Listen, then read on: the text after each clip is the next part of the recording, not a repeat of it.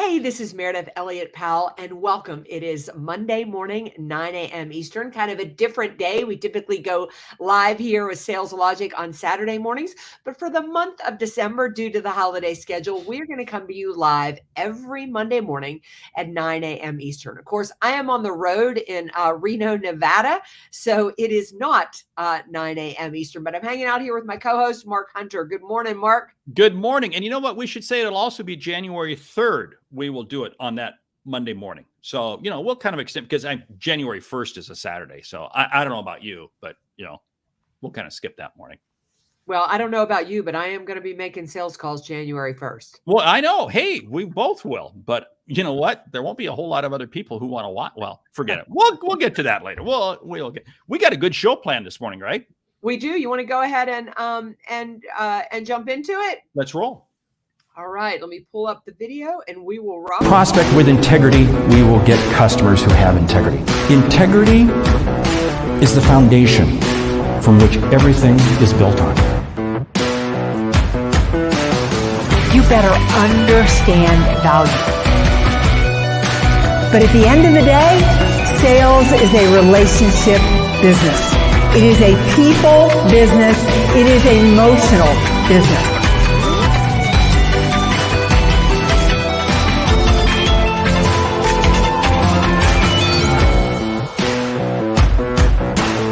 This is Sales Logic.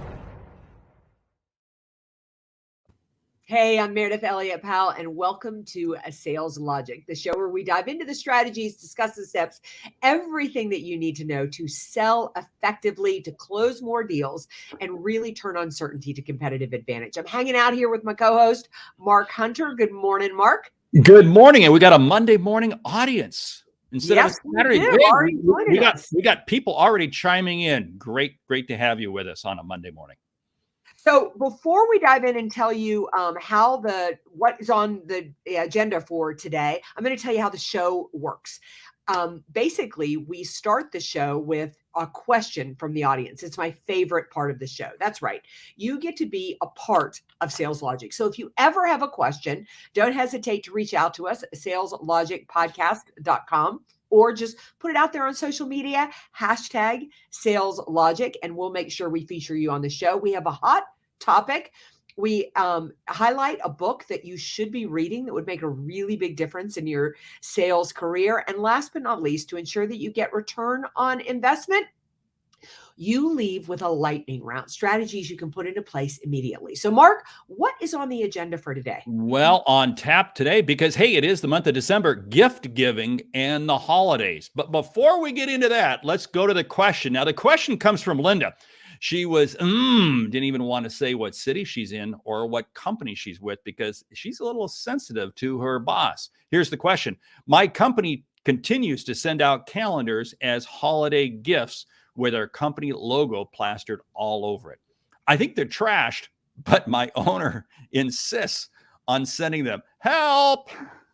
Yeah, you do need a little bit of help. The thing about gift giving is that it has got to be relevant, and calendars with your logos on it are just not relevant. Gifts. My first question, I guess, is: have you sat down and had a conversation with your boss about it? Not in telling him or her that they're wrong in sending the calendars out, but what's the goal of the gift giving? What do you want to accomplish with the gift giving? Are you trying to say thank you? Are you trying to create awareness for your business? Are you trying to just get in touch with customers one last time before the season finishes out? Start there with the goal and helping them massage it a little bit. Hey, I'll say, Linda, are the 1980s calling you? I mean, come on. I mean, sending out calendars. I mean, we can certainly do better than this. And, ask yourself this question. You send them out to customers. And I don't know if you ever get out to visit customers, but do you ever see them after you send them out? I mean, come June, July, August, do you see the calendars around? I mean, that's really kind of giving proof as to whether or not it even works. Here's the whole thing. You can send out logos and send out stuff, but to me, is that a gift? I mean, I don't know about you, but I don't give my kids gifts at Christmas time with my name plastered on it. So they who gave it to them. Just saying. Just saying. Yeah, but in fairness, she's in a little bit of a difficult situation because her boss is sending Yeah. these out. So here's a couple of ideas and a couple of strategies for you. Number one is if your boss does it, there's and is cemented to it, and there's not a lot you can do. Go ahead and let the calendars go. I would first try to talk to him or her and talk about the goal of this. Mark brought up a great point and said, in 3 months, do you see the calendars anywhere? You may be able to go back to your boss and say, I'm not seeing those calendars in use, so maybe it's not the greatest use. But let's assume, just for the case of argument, there's not a thing you can do. It is the 1980s, like Mark said, and those calendars are going out. It doesn't mean you can't add a gift on top of it. It doesn't mean that you can't take your customers and really say, what could I give them that would be of value for them? So allow your boss to kind of do what your boss is going to do. And then you can add your own gift idea on top of that. That's the whole key thing. I mean, I know a lot of companies send out stuff with logos. Not a problem. Just go ahead and send it. Good morning, Bonnie. Great to have you on board with us, this morning. And Foz sends in, hey, how to be different sending a season greeting card. Better to choose digital or paper one? Hey, you know what? We'll get to that question here in just a bit because I got some thoughts and ideas on that one. Here's the situation. I'm going to go ahead and send out additional things to customers. And they don't have to be elaborate. Here's what I'm finding. You can be personal. Send them something personal. And sometimes it's nothing more than a handwritten card thanking them for their business or something of that nature. It's not the computer generated card with your signature, on it, but it's a handwritten card. It can be something as simple as that. But I'll tell you what, a gift that I love to use is I send out Amazon gift cards. I send out books that I haven't written, books of hey, I've even sent out your book. I've sent out your book, Thrive. And I send it to people and say, hey, thought you might really enjoy doing this. Now, is that a gift giving in the holidays? No, I just do that all the time throughout the year. That's how you make a real difference. Yeah, I think that at the end of the year, I do think it is nice to find a way to say thank you to people.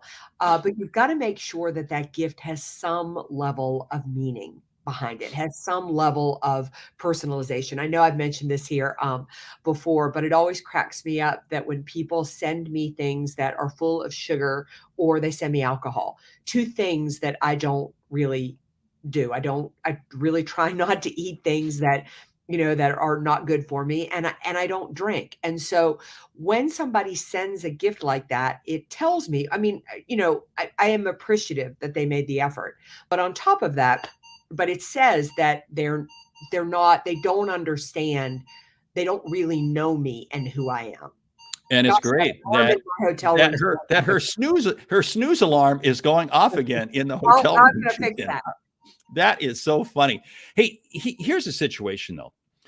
When you send out a gift and I send out gifts, what is the meaning? For instance, two gifts that I like to send out. I'll send out coffee. I'll send out coffee to people because, I tend to drink a lot of coffee and people know that I drink a lot of coffee.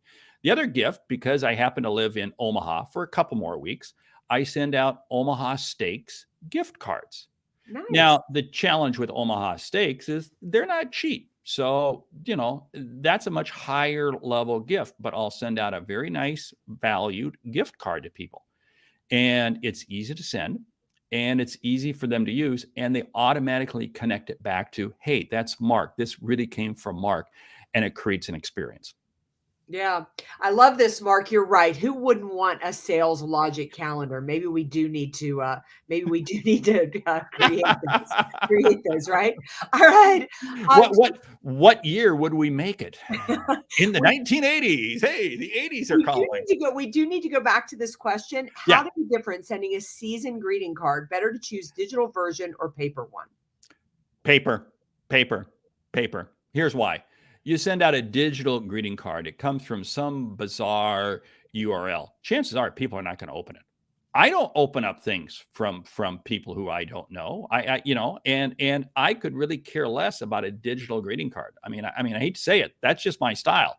If you're going to go to the effort, send out a paper one. But I don't think you really have to send out either one. Now, that's just kind of my, I don't know. I'd be curious on your thoughts. So part of the reason I changed over and started doing a seasonal card was because I couldn't make myself get it together for Thanksgiving or for Christmas. So I send a New Year's card, but my New Year's card isn't just a New Year's card, and I do it paper. Absolutely, I do it paper because I write a note to everybody that I send one to. The inside recalling something that happened through the year. Maybe we had a great time at their conference, or we really made some progress with an event, or maybe somebody had a grandchild or something, and I just put a note in there. But I also, every year, I do my New Year's resolutions, RE solutions. There are Meridith's 8 strategies to make the following year the best year on record. So they get the New Year's card, but as part of it, they get this flyer that tells them, based on what I do for a living, here's where I think you need to focus in order to be successful in the coming year. And then I do a webinar, a masterclass on it 30 days later. So it gives me a couple of touch points.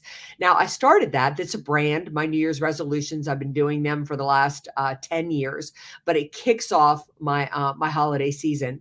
I'm reaching out. It's business oriented, but it's value add. There's nothing that I'm trying to sell them. It's basically saying, I want you to be successful in the coming year. So I feel like picking, holidays. The problem with cards are that there's just no personalization to them. And if you're going to go to the effort of doing it, I'd rather see you send 25 cards that are personalized rather than 100 cards that are not. Spot on that one. The person who sends out just card after card after card and there's no personalization, I'm sorry, it doesn't mean anything. I want to come back to this idea that you send out cards after the first of the year. I love that strategy. I recommend to clients, what you do is you send out a Thanksgiving card or after the first of the year. Now, here's the reason for both. Very few people send out a Thanksgiving card. And I've got several clients who send out Thanksgiving cards. And what's interesting is they get noticed. They get noticed. And the whole thing is that you're thankful. You're thankful for them. You're thankful for the relationship. And again, you can personalize it. The other thing, if you're sending it to a traditional business, okay, now I get this has changed a little bit, but it's always amazing how people always take their Christmas cards. They put them up on the door, they put them up on the wall, they put them up on the door. And that first card that comes in gets the best location.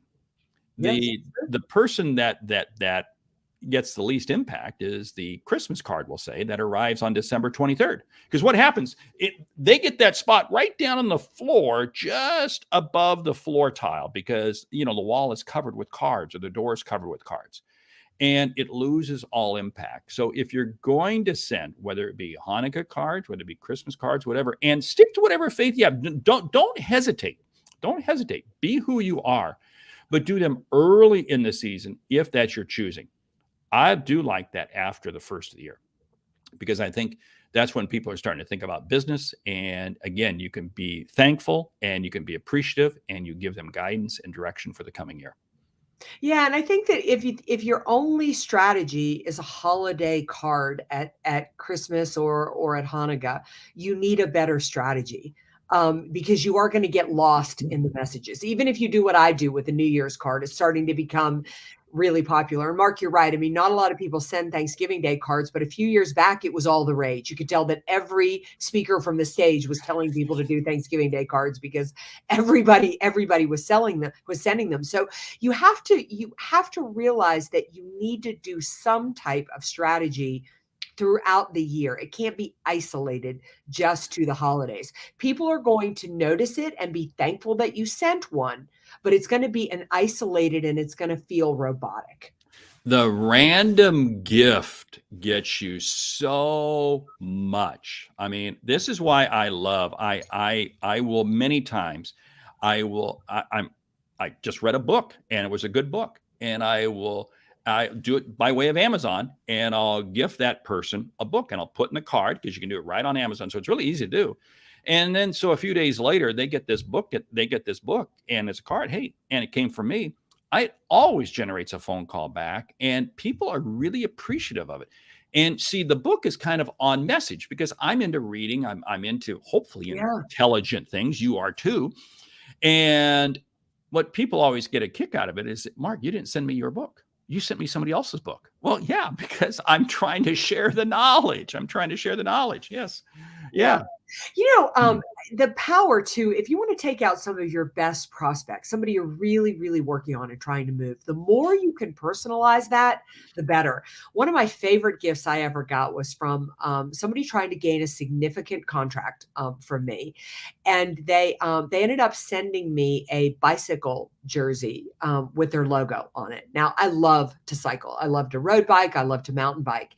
And it was so thoughtful. We had that conversation in passing, probably 6 meetings early on in our relationship. But the very fact that they had remembered it, and we had been, the conversation had kind of gone by the wayside. I'd gotten busy and I really wasn't responding to much that they were sending me. I was still interested. So they were working a strong follow-up strategy. But all of a sudden I just got in the mail and said, hey, we're excited. We just got these bicycle jerseys for our team, because they were cyclists too. And they said, we just ordered an extra one for you. And it was so thoughtful. I loved it. I immediately put it on. I sent them a picture of it. To this day, I still go back and forth with the CEO. I did end up doing business with them, but it meant a lot. So when you think about gift giving, again, what Mark said, think beyond the holidays and really start to think about prospects. It's a great way to stay in touch, but you need to be mindful of the things they said and what's important to them. Not only is it a great way to stay in touch throughout the year, but it's a great way to get yourself in the door. And here's the Yeah. whole thing. People can be, well, gee, I can't spend more than $5 on a gift, or I can't spend more than this. And I know there's a lot of companies that have a $25 limit and various things like that. But I'll tell you what, you want to open a door, send a gift that is over the top. That snooze alarm just keeps going off on you, doesn't it? I don't know who said it. What you do is you send out a gift that is completely over the top. And I know an individual who did this at the CEO level, because their whole objective was if they could get into the CEO and they could create the right audience, they could sign a 7-figure consulting project. And that alarm keeps getting louder and louder. This is so funny. Trying to cut it out. Sorry. No, it's okay. It's okay. It just means that Meridith is in a hotel room that she's never stayed in before. So there you go. And we know the alarms for 6 a.m. And even though I'm on the West Coast, I'm not getting up at 6 a.m. But Mark, you keep telling your story and I'll go turn it off again. Here's the situation. What he would do is he wants to land the CEO at a 7-figure deal. And he would find out what are the personal traits, what are the personal things. And he would not hesitate to send a gift, a very personalized gift that would be up to $1,000 to that CEO. Now, here's the thing. Why would you spend $1,000? Well, wait a minute. If I have the potential to land $1 million deal, why would I not invest $1,000? And oh, by the way, if this can accelerate the ability for me to get the meeting faster, then it's certainly worth spending $1,000 for it, because how many months might you spend trying to get that meeting with the CEO? But if you can send this, and I remember he told me the story one time, he said, I sent a personalized handmade shotgun to this person, because this person was really into hunting, really send an unbelievably handmade shotgun. Cost him over $1,000, but he sent it and it immediately got a response back from the CEO, got the meeting, got the $1 million deal. And think about that. He shortened that sales cycle from probably what could have been a year, 18 months, to about 3 to 4 months. Went over the top with the gift. Yeah. Yeah. And I think that, I think the point that we need to walk away with today is we are in the holiday season, and it's a great time to look back on who you've served this year and who you've worked with, and send them out some type of note, some type of present, some type of, card or delivery, but just don't make it generic. Give it some kind of flavor that you were reflecting on them in some way. You're wishing them, and if you mention their family, mention their kids, make it personal. I really think that if you send gifts without personalization, you're almost putting yourself, it's worse than sending no gift at all. I love it. Adam's got a great comment. Mark Hunter has a great point about sending gifts all year round rather than putting so much emphasis during the stressful end of year season. Yeah, see, so this is another strategy there. And Meridith has a good idea about a New Year's message where people see Adam's just trying to cover us on both ends. Here's the whole thing. You don't have to adopt an either or strategy.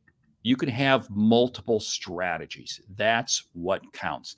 Hey, time is moving along, so we should jump into the book. And I don't know if you've had a chance. Have you ever met the author? No, I never have. John Ruhlin, unbelievable individual, wrote the book Giftology. Giftology. Now, it's a little bit of an obscure book. Here's the deal. When I met John Ruhlin, he was so over the top with me. It was about 2 weeks later that I get this unbelievable set of kitchen knives from him. And no logo, no nothing. It was just a gift. See, he believes in this philosophy of going over the top because it shortens sales cycle. It speeds things up.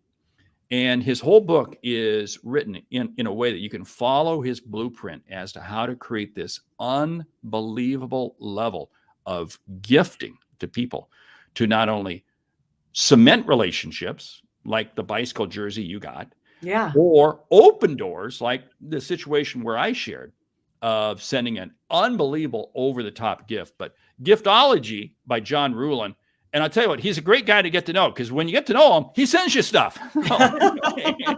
That's right. He's got to live his brand.